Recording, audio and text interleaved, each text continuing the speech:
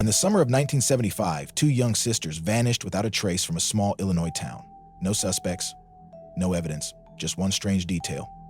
Their mother had recently brought home a doll, one that looked an awful lot like Chucky. Almost 50 years later, during a home renovation, the truth finally came to light, and what they uncovered will haunt you long after this story ends. It was the summer of 1975, and the heat in southern Illinois clung to the old, warped walls of Lorraine Campbell's house like sweat on skin. Lorraine, 34, had been a single mother for 3 years now. Her husband had walked out one evening and never came back, not even a note. She didn't talk about it, not to friends, not to family, and certainly not to her daughters, Emily and Sarah. The three of them lived in a modest, slightly run-down, 2-story house on the edge of town. Money was tight. Lorraine cleaned offices at night and took whatever odd job she could during the day, sometimes skipping meals just to make sure her girls had what they needed. Hey friend, if you would love to support what I do here, kindly consider hitting the subscribe button, like this video, and comment where you're watching from. Let's get back to the story. It was on one of those odd job afternoons that she met the man with the doll. She had responded to a flyer in the laundromat window. Help needed, sorting old estate items. The address was a few miles out of town, almost in the woods. The man who greeted her was in his 60s, grizzled but polite. Said his name was Mr. Winthorpe. His aunt had passed, and he was liquidating everything from her old farmhouse. He paid her $10 for the afternoon, good money considering, and let her take home anything she wanted from the unsold pile. That's when she saw it.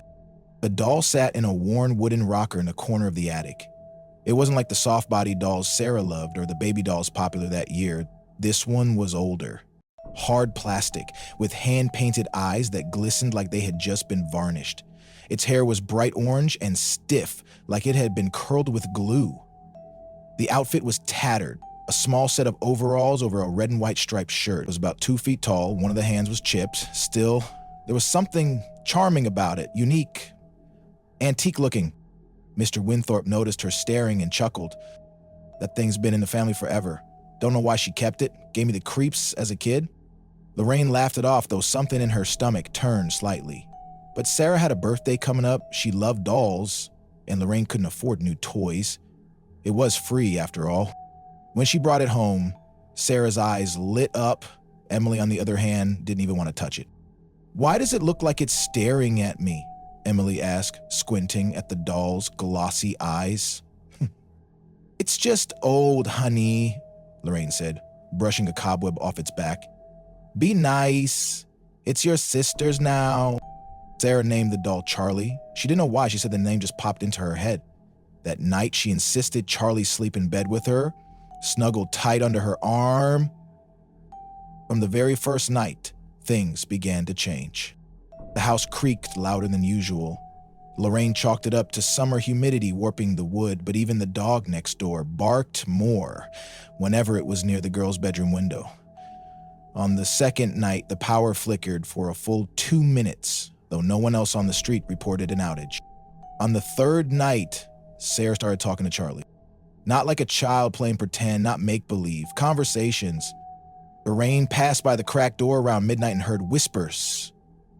Paused, thinking maybe Emily was still up. But the voice answering Sarah was not her sister's. It was deep, too low for a child. But when she pushed the door open, Sarah was alone, giggling, holding the doll close. "Charlie told me a secret," Sarah said dreamily. Lorraine forced a smile. "That's so? What kind of secret?" "I can't tell. Or you'll be next." Lorraine blinked. "Next for what?" But Sarah only grinned, her fingers idly stroking the doll's painted face. By the end of the first week, Emily began to complain of nightmares. "It's watching me when I sleep," she whispered to her mother. "Even when my eyes are closed, I feel it." Lorraine, stressed and exhausted, dismissed it. "Sweetheart, it's just a toy. If it's scaring you, we'll move it to Sarah's side."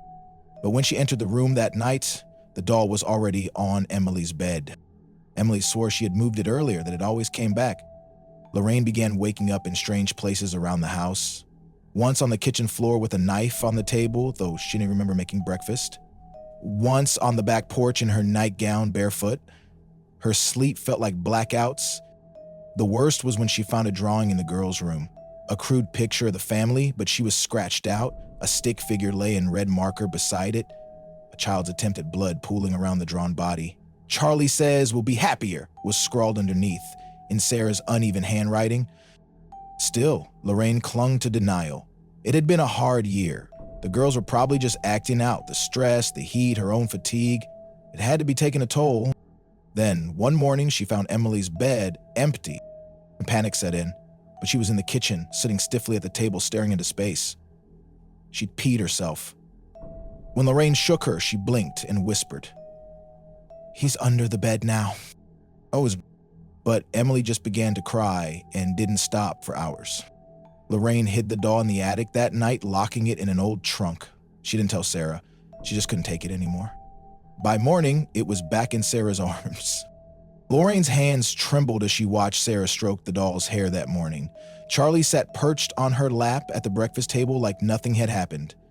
Like Lorraine hadn't wrapped it in a quilt, stuffed it into a trunk, and locked it in the attic just hours before. She stared at it, mouth slightly open, trying to make sense of what she was seeing. "Did you, get that from the attic?" she asked carefully. Sarah looked up, a spoon halfway to her mouth. "No, he came back on his own." Emily, sitting across the table, pushed her bowl of cereal away and left the room silently. She hadn't spoken much in the last 2 days. Dark circles had formed under her eyes. She looked pale, fragile. Lorraine wanted to reach out and grab her, hold her, tell her everything was going to be okay. But the words wouldn't come. Instead, she turned back to Sarah. "Honey, I think we should put Charlie away for a little while, just until your birthday's over." Sarah's eyes narrowed in a way that didn't belong on a 7-year-old. "He doesn't like that. We don't care what he likes," Lorraine said, a little more harshly than she intended. Sarah stood up. The chair made a sharp screech as it scraped the floor. She clutched the doll tightly to her chest, her mouth twitching with something between a sneer and a pout. Then, without a word, she stomped off toward her bedroom. That night, Lorraine didn't sleep at all. She lay in bed with the door locked, eyes fixed on the ceiling, every creak of the house tightening her muscles. Around 3 a.m., the hall light flickered on. She sat up, heart pounding. She could hear footsteps, small, shuffling steps moving down the hallway. A soft giggle echoed faintly. She grabbed her flashlight and quietly opened the door. The hallway was empty, but the light in the girls' room was on. When she stepped inside, both girls were sound asleep in their beds. The doll sat on the floor, directly between them, facing the door. The next morning, Emily was sick, vomiting, feverish. Lorraine kept her home from school, placing a cold cloth on her forehead. Emily barely spoke, only mumbling, "He's mad at me," over and over again. When asked who, she would just look toward Sarah's room. Lorraine started noticing more disturbing signs. The light bulbs in the girls' room blew out constantly. The radio would change stations on its own, always stopping on static. The television, an old Zenith, flickered with strange black and white images, almost like home videos, but none Lorraine recognized. And then the drawings started showing up again, more violent this time. One was of a burning house, another of Lorraine, this time with her head missing and blood spraying like a fountain. Each drawing signed in tiny print, Charlie.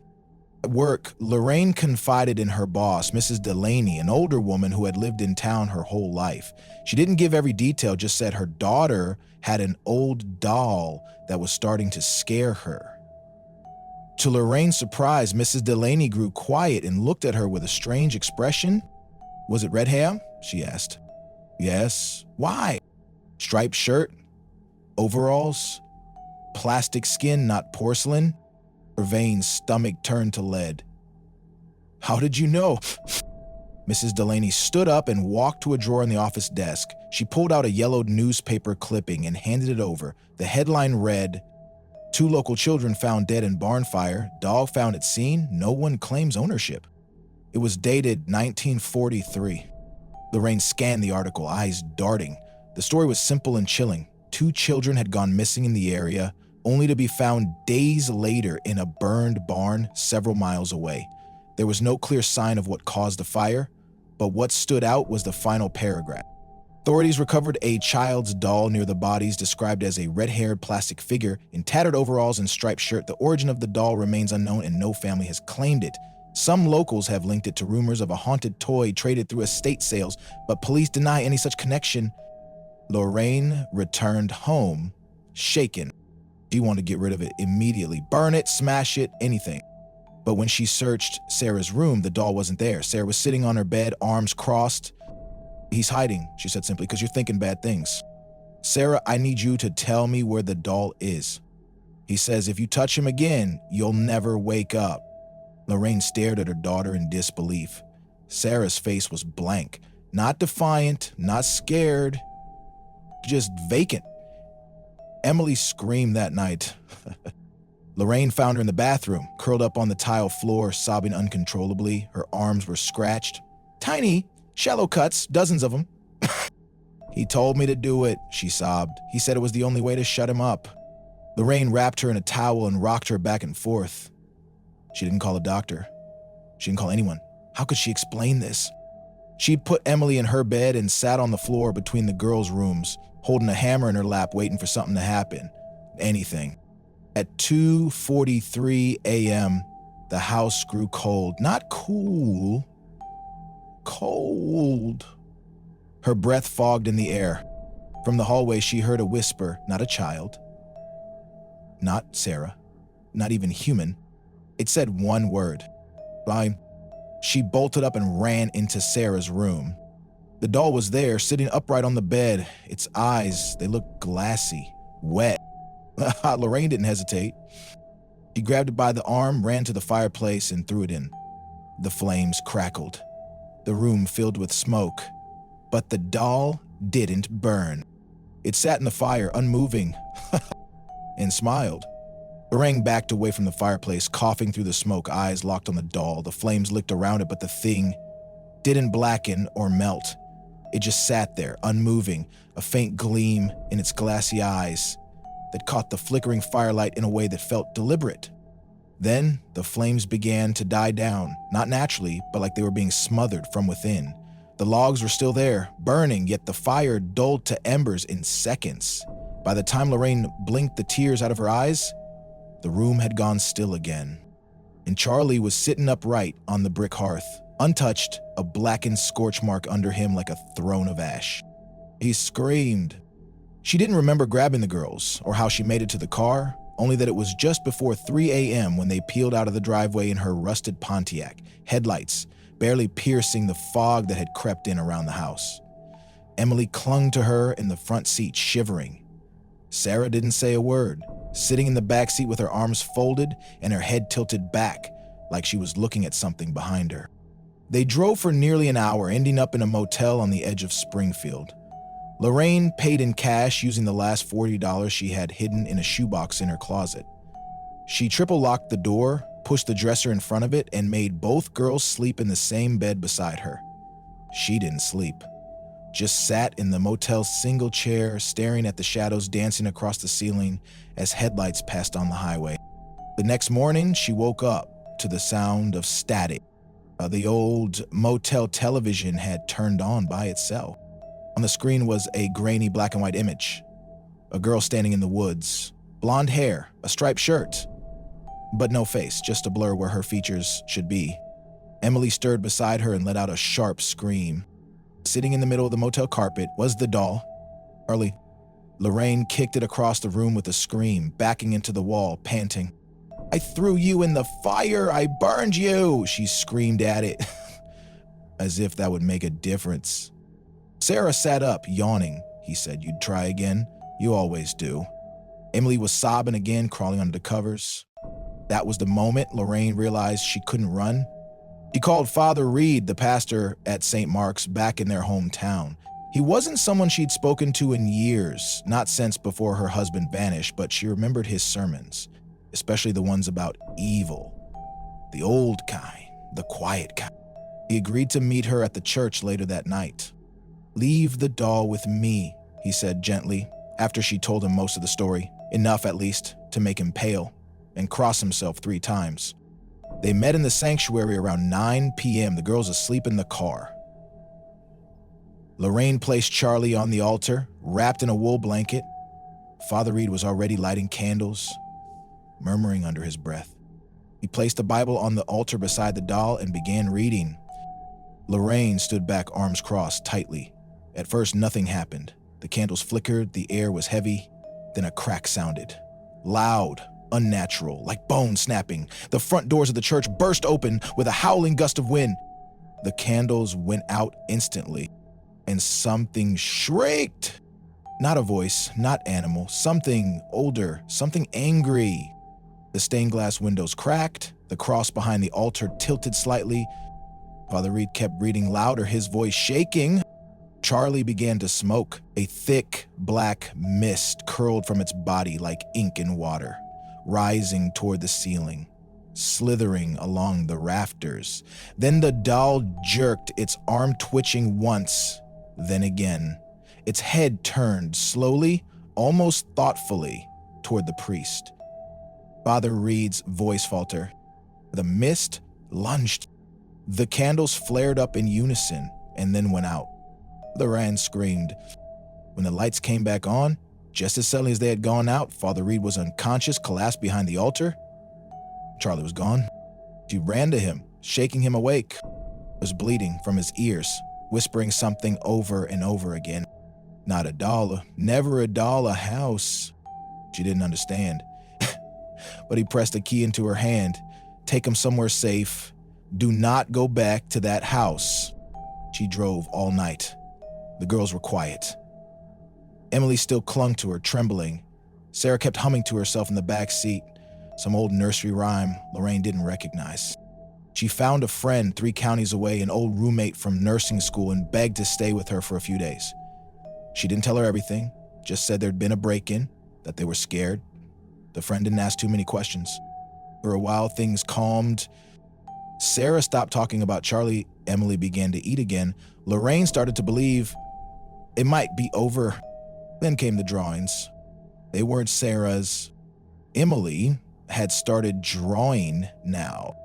Dark, detailed pictures of a doll in flames, of a man with no face, of their house covered in strange symbols, of a staircase that didn't exist in their home, leading downward into a place Lorraine didn't recognize.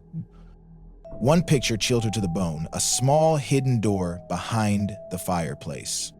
I'd never seen such a thing, but something in her gut twisted. She remembered what Father Reed had said. Not a doll, a house. The evil wasn't in Charlie, it was in where he'd been kept. The doll was just a vessel, something that moved from place to place. Man, the real thing had never left. It had always lived inside those walls. Lorraine didn't want to believe it. After all the horror, after everything that had happened, the idea that the doll hadn't been the source but merely a symptom, that the house itself was sick, was too much. But the drawings kept coming. Emily, who hadn't picked up a crayon in weeks, was suddenly possessed with focus. She drew in silence for hours, her tongue pressed into the corner of her mouth, eyes vacant. Every drawing was of the house, but not as it was. It was as if she could see inside it, beneath it. The walls were filled with faces, weeping or screaming, mouths wide in voiceless agony.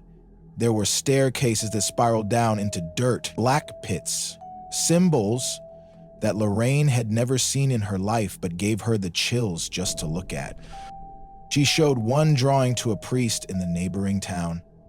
A young, earnest man named Father Jensen. He flipped through the pages and stopped cold on one filled with angular, jagged symbols, like runes carved in haste. His face lost color.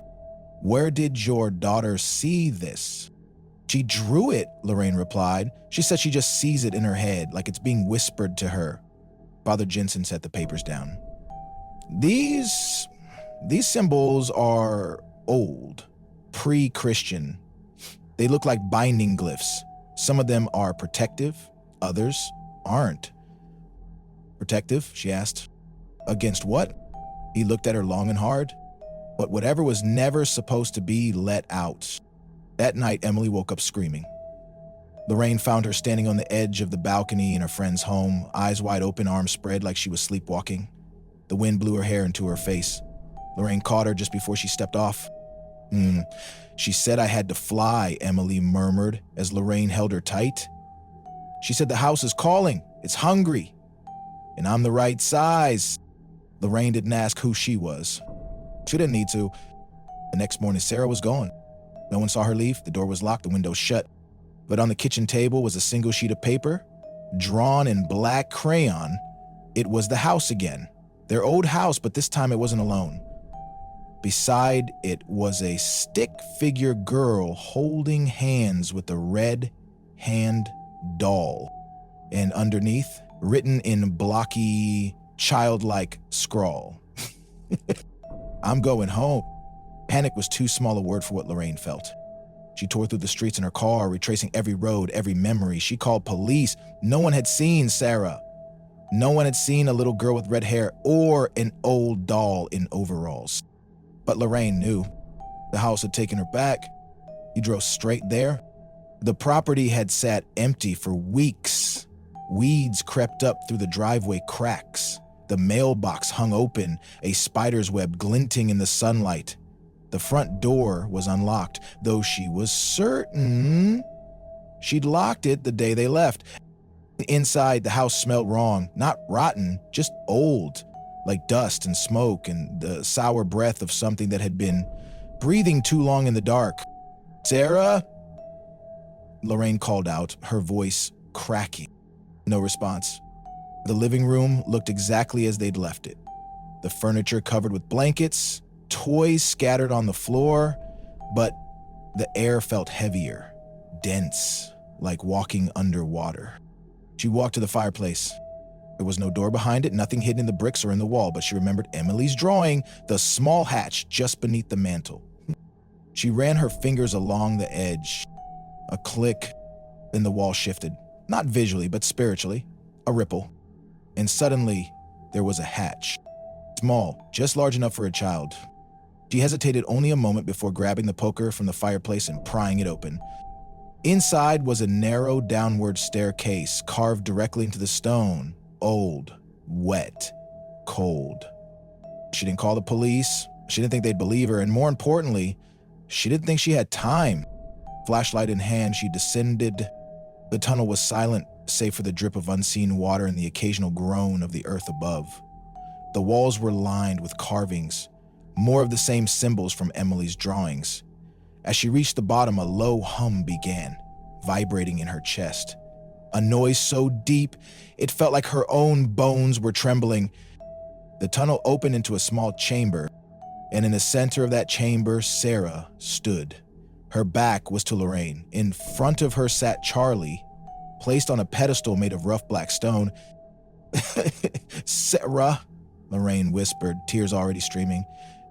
Sarah turned slowly. Her eyes were empty. Not blank, empty. Like someone had scooped out the light behind them and replaced it with cold air. She likes it here, Sarah said flatly. She says this was always her room. Who does, baby? Lorraine pleaded. Come back with me. Let's go home. This is home now? No, it's not. It's never been. This place is evil, Sarah. But Sarah was already shaking her head. She was here before the house. The house was built for her. Lorraine took a step forward, then another. She reached out, but Sarah backed away, toward the pedestal. She says if I leave, she'll take Emily instead. And at that moment, Charlie's eyes moved. Not a blink, not a trick of the light. They shifted, focused, looked at Lorraine, and grinned. Lorraine lunged forward with a cry, grabbing Sarah's wrist and yanking her away from the pedestal. The little girl didn't resist, but she didn't help either. She just stared at the doll as Lorraine pulled her toward the tunnel. But they didn't get far. The stone chamber began to hum louder, so loud that Lorraine felt her molars ache. The walls vibrated. Dust rained down from the ceiling, and the doorway they had come through, it was gone. Not blocked. Go on. Where the arch had been, there was now only solid, seamless stone. No, Lorraine gasped. No, no, no. She turned in a circle, searching for another exit, but there was nothing. Just the walls, the pedestal, and the doll. Charlie hadn't moved from his seat, but somehow he felt closer, like he was expanding, taking up more space with each passing second.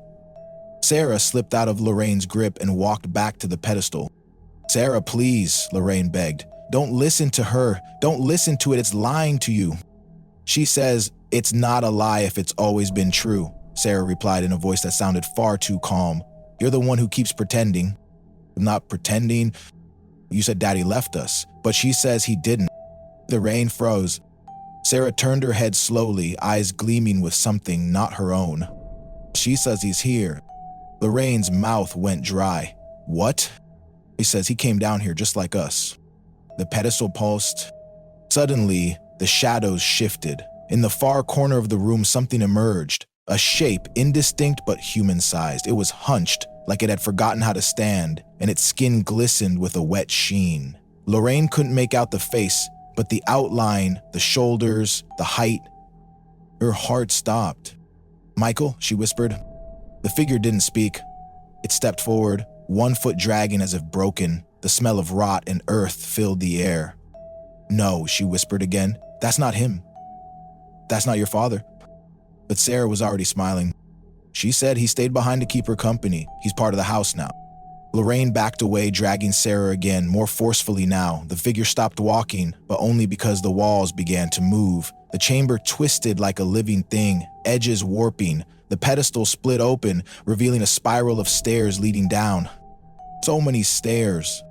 Lorraine shook her head violently. "We're not going down there, we're leaving now." Sarah turned back to her, and this time her voice changed. It was layered, like two voices speaking at once, hers and something older. "You can't leave, you're hers now." The walls screamed. That was the only way to describe it, a high-pitched, hollow wail that made Lauren fall to her knees. She shoved Sarah behind her and covered the girl's ears. A moment later, the sound stopped. Silence. Then a voice, echoing around the room, curling like smoke. "Blood binds, secrets rot, one stays, one goes." Lorraine didn't move. The pedestal flickered, yes, flickered, and Charlie was suddenly gone. In his place sat a new doll. But this one looked different. It had Sarah's hair, her face. Lorraine screamed. Sarah, the real Sarah, was still behind her, clinging to her back, crying now. Lorraine turned and scooped her up, cradling her tight. "I've got you. I've got you." A door appeared in the stone wall.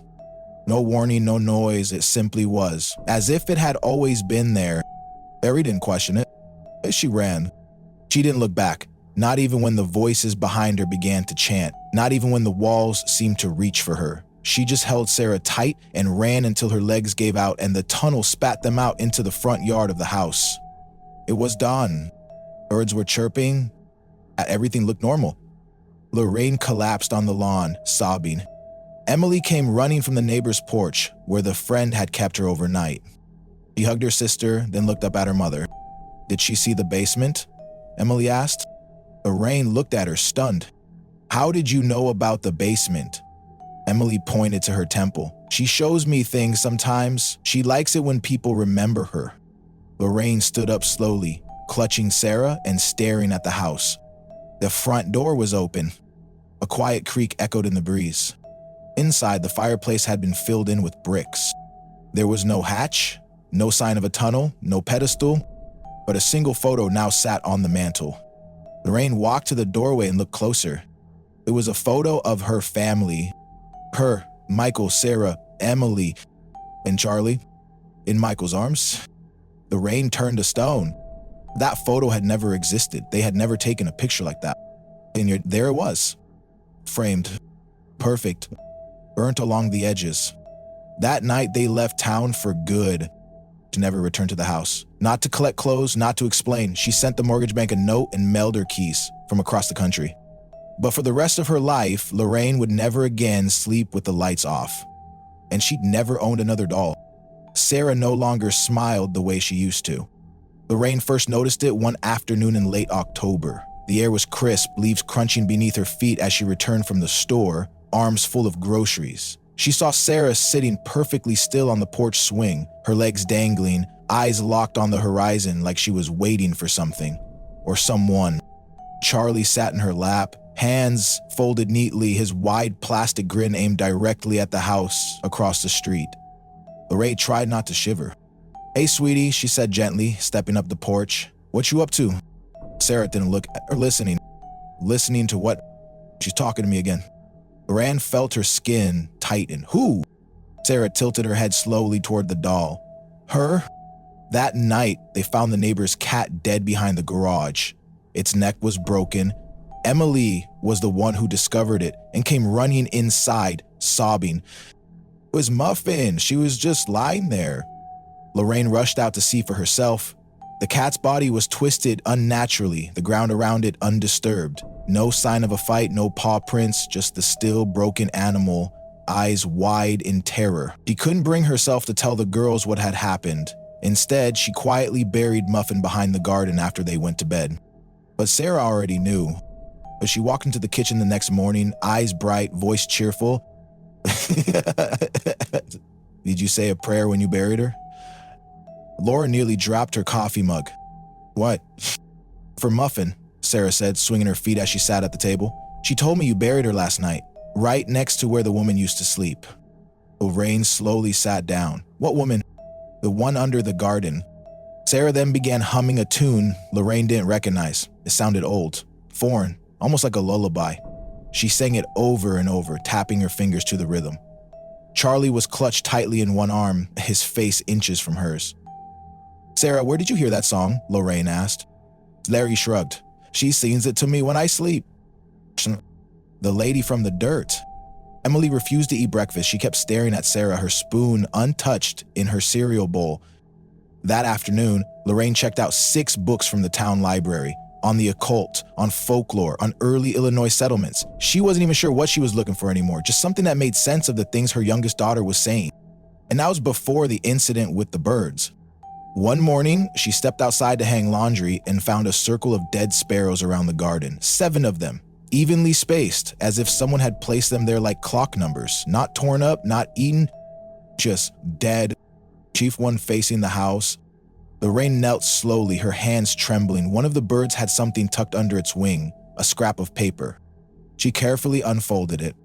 A child's drawing, crude crayon lines, red and black, the house again, and this time there were crosses above it, like graves, like something waiting in the sky. She turned to look at the second-floor window. Sarah stood there, watching.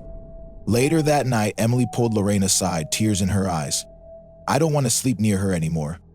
"Emily, honey, your sister is..." "She's not my sister anymore," the girl whispered. Lorraine froze. "What do you mean?"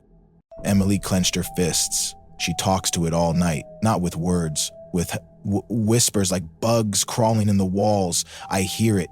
It says things about people, about what they did, about what they deserve. Her voice shook. "Last night, she told me she knows what Dad looks like now. Said she saw him down below.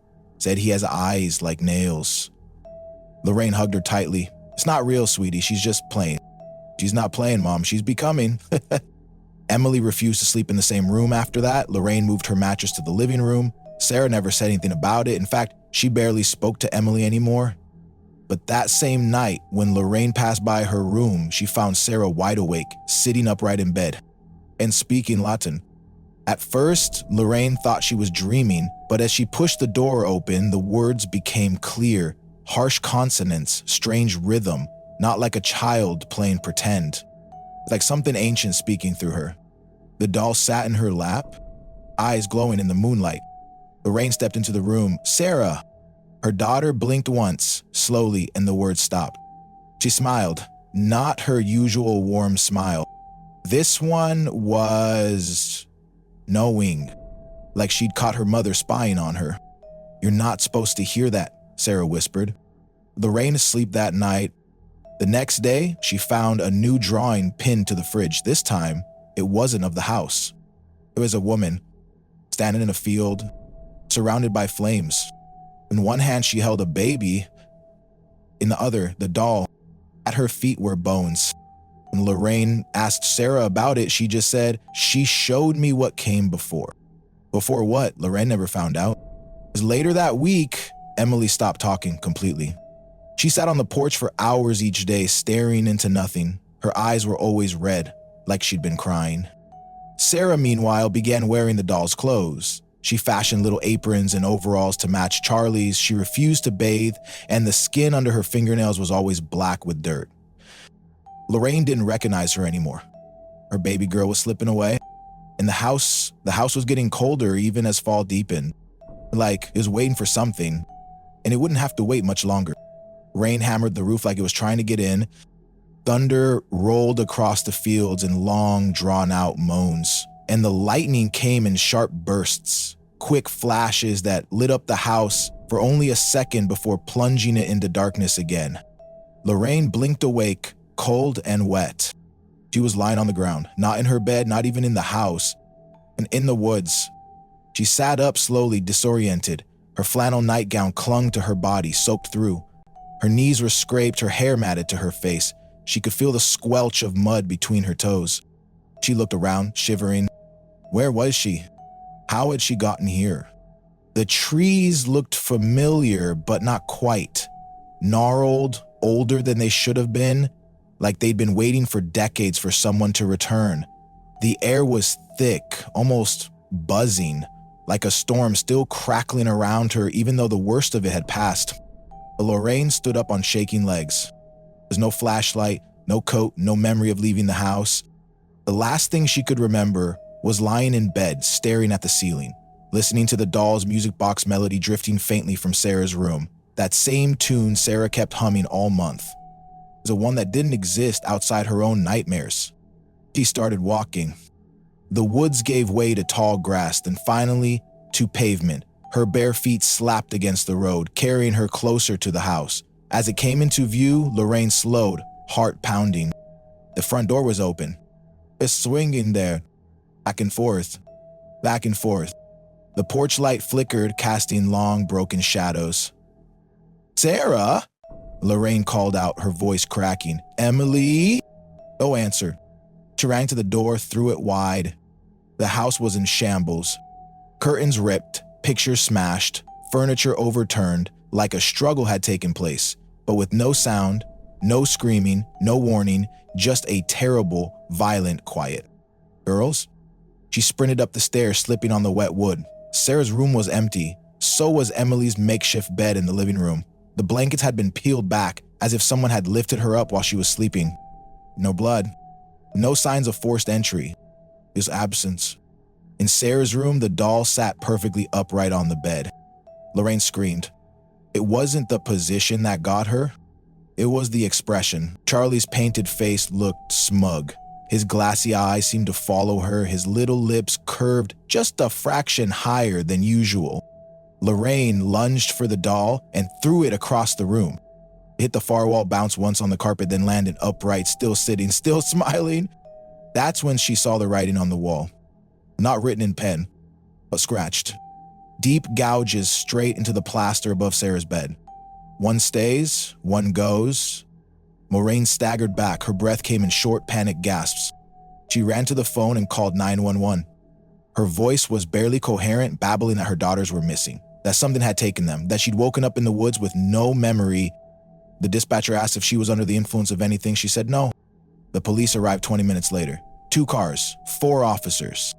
They searched the house, the surrounding woods. They asked questions. Lorraine couldn't answer. Had she locked the doors that night? Had there been signs of anyone entering? Could the girls have run away? No. No, they wouldn't. Not in a storm like that. Not Sarah, not Emily, and not together. Not without shoes, not without their coats. The officers found the scratches on the wall. They took photos, but they didn't take the doll.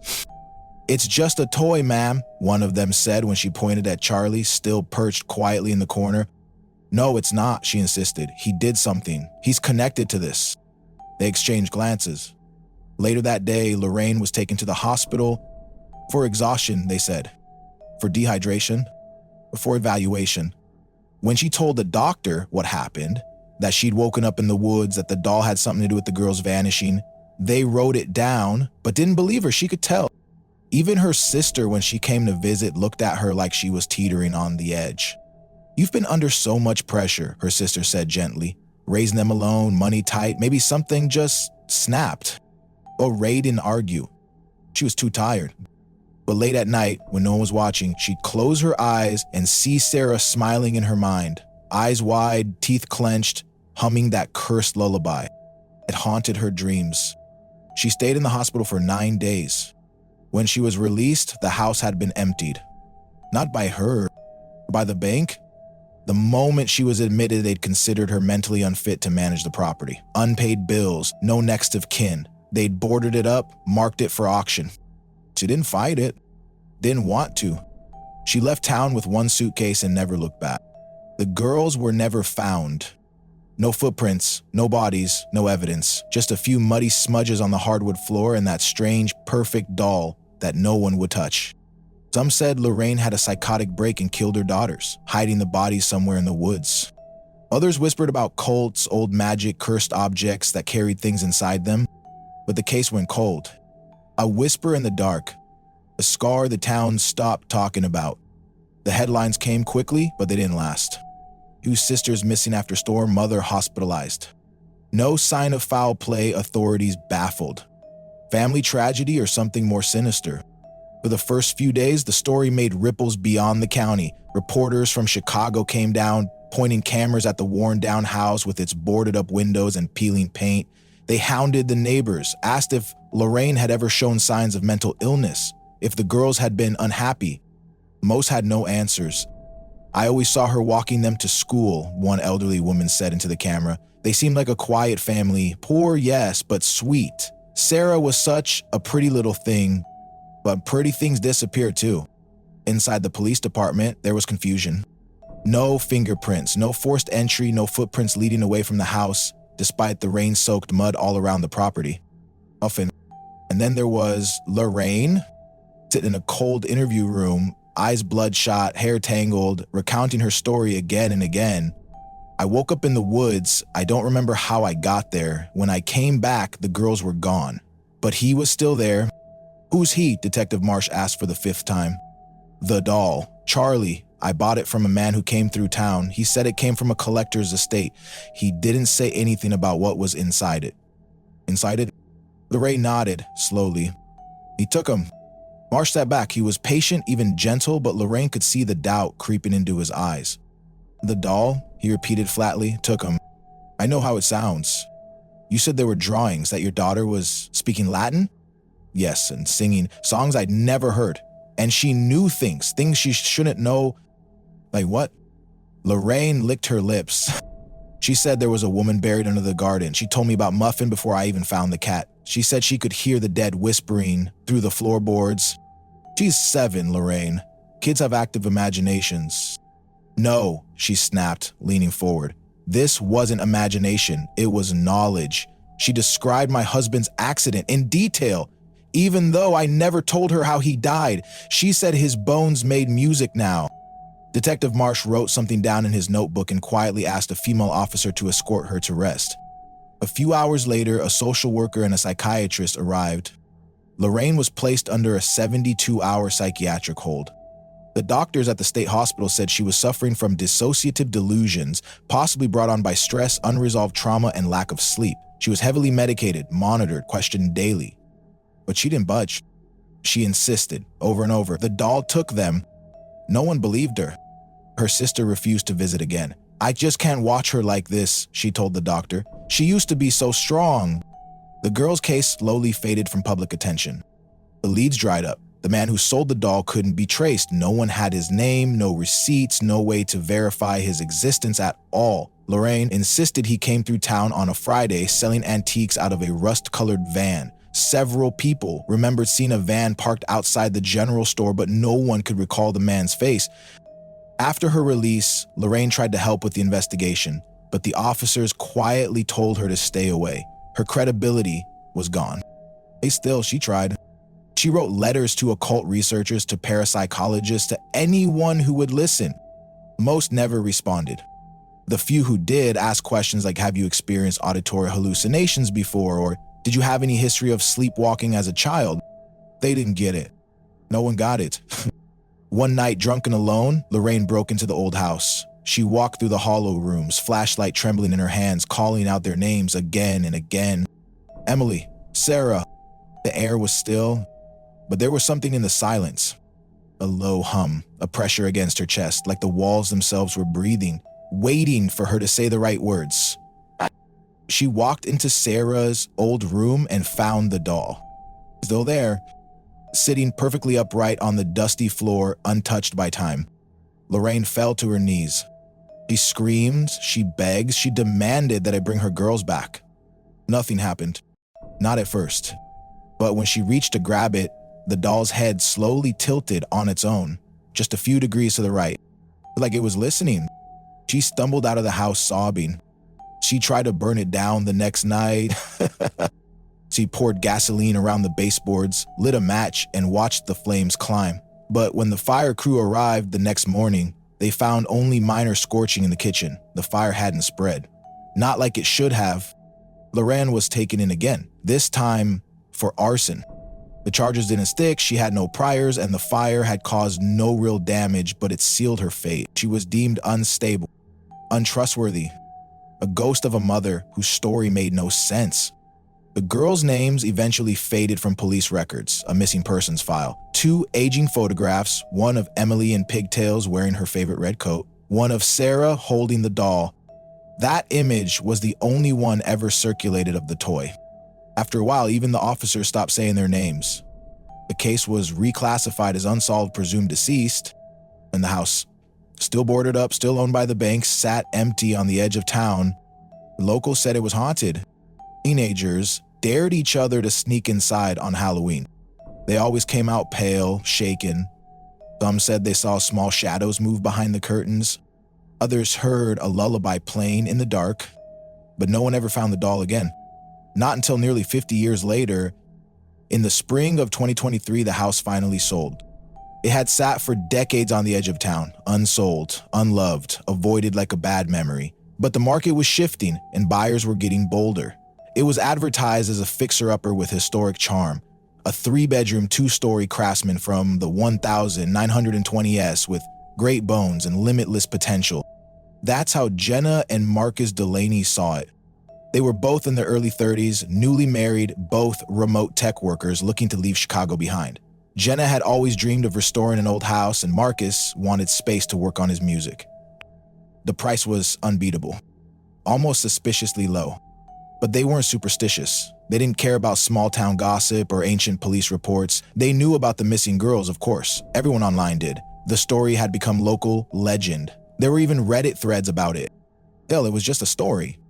They moved in the last week of March. The place smelled like dust and rot and old insulation, but they were excited. Jenna started a renovation blog called House of Echoes where she documented their progress, stripping wallpaper, replacing floorboards, pulling out rusty nails with a crowbar and a smile. Her followers loved the creepy but cozy vibe. They even joked about the place being haunted. Jenna leaned into it.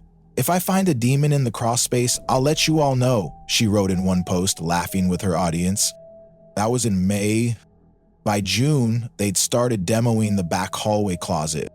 It was an odd little space, narrow, boxed in, almost like it had been an afterthought. Marcus had noticed how the closet jutted slightly farther into the room than the architectural plans showed, like someone had added it later. So he knocked on the back panel, hollow. He pried it off with a crowbar. And behind it, in the dim orange light from the work lamp, was a small square of darkness. A hidden space no more than 4 feet high and maybe 6 across. A crawl space that didn't appear on any blueprint. They assumed it was storage.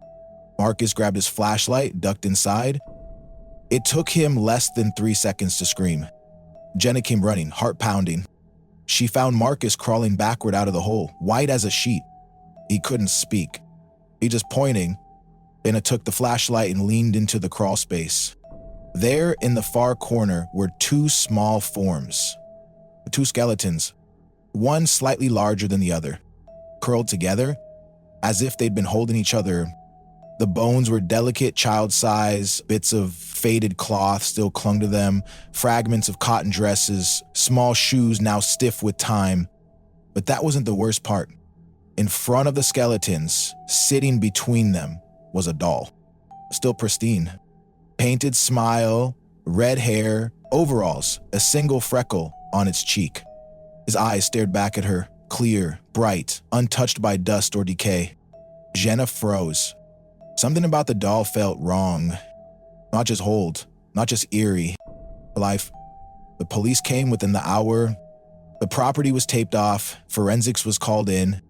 They confirmed the remains were human, female, ages estimated at 7 and 10. Cause of death was unclear, but there were no obvious signs of trauma, no blood, no breaks. It was as if they had simply curled up and died. Next to the doll, the police logged the find and word spread fast. Local news stations aired segments titled "Long Cold Mystery Reopened in Small Illinois Town" and "Missing Campbell Girls Believed Found After 48 Years." There was even a brief national media flare-up. A true crime podcast did a special episode. Paranormal forums lit up with theories. Some people celebrated the closure. Others weren't so sure it was a solution at all, especially when they learned what happened next. The doll was taken into evidence, as expected, placed inside a sealed plastic container by an evidence tech named Officer Schultz. He later told colleagues he didn't like touching it, said it gave him a feeling like being stared at from the inside. They laughed him off. The doll was transported to the county facility, locked, shelved, filed, everything by the book. But the next morning, when the lead detective returned to catalog new items, the evidence bin was missing. Not just the doll, the entire bin. The lock on the cage hadn't been tampered with. The logs showed no after-hours access. No one on staff had checked anything out. The security cameras had nothing, just 3 hours of black static from 2:03 a.m. to 5:11 a.m. No explanation. No footprints. No prints at all. Just the empty shelf. In a dull, lingering scent, like burnt plastic and something sour. They searched the entire facility. The trash, the dumpsters, the loading bay, every desk, locker, and drawer. Nothing. The doll had vanished, just like the girls. The department released a vague statement about ongoing forensic processing and refused to comment further. But internally, the case went cold again, only now it had taken something with it. Jenna and Marcus moved out within weeks. They never gave a formal reason. Their blog stopped updating, their social media accounts went private. One follower claimed they left a cryptic final post that simply said, "Some things don't want to be uncovered." Others say that post never existed, that it was wiped clean, like everything else. The house was relisted in October. Empty again. They're still waiting. Some nights, people say you can hear a music box playing faintly from the back of the property. Just a few soft notes. The same notes Sarah hummed. The tune no one could ever identify. The one that didn't exist anywhere but in nightmares. The official explanation was never released to the public. Internally, they called it a recording error, an inventory misplacement, and eventually a loss due to evidence room mishandling. No one said the word stolen. No one wanted to, because that would have meant someone wanted that doll.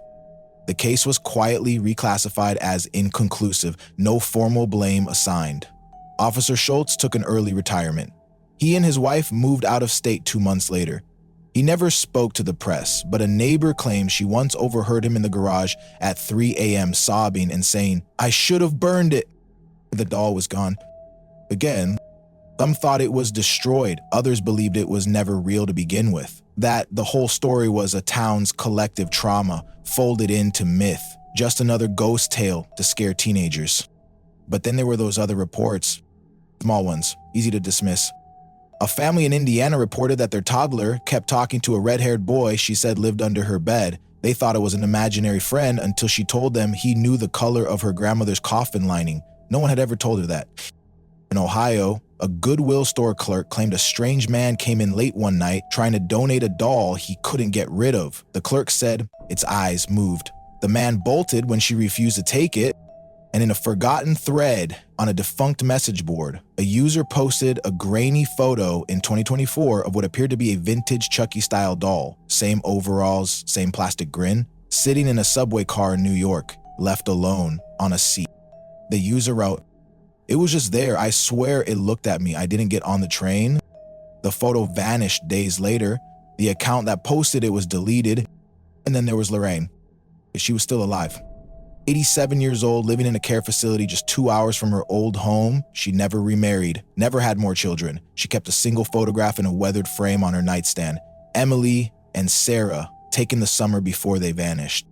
She rarely spoke, but sometimes, late at night when the orderlies checked on her, they said she was whispering to someone in the dark. Not memories, conversations. One aide swore she saw a small red-hailed doll sitting in the corner of Lorraine's room one evening. She turned away to grab a blanket. When she looked back, it was gone. No one believed her. They never do. Lorraine died in her sleep on October 31st, 2024. Halloween, her last words, according to the nurse on duty, were, "Me promised me he'd bring him back." No one attended the funeral except a volunteer from the home. The girl's remains, confirmed through DNA, were reburied beside her. Small stones, no inscriptions, just names. But even in death, there were no real answers, only fragments, shadows, echoes of something too old, too deep to name. Somewhere out there, the doll still exists. People say it shows up in places tied to grief, the forgotten rooms, closed closets, basements, where something was left unfinished. It never knocks, never speaks aloud. But if you listen closely, if the air goes still and the lights dim, you might hear a faint plastic creak, like a tiny neck turning toward you.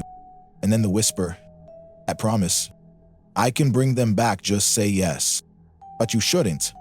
You should never say yes, because it never gives without taking, and what it takes never returns the same.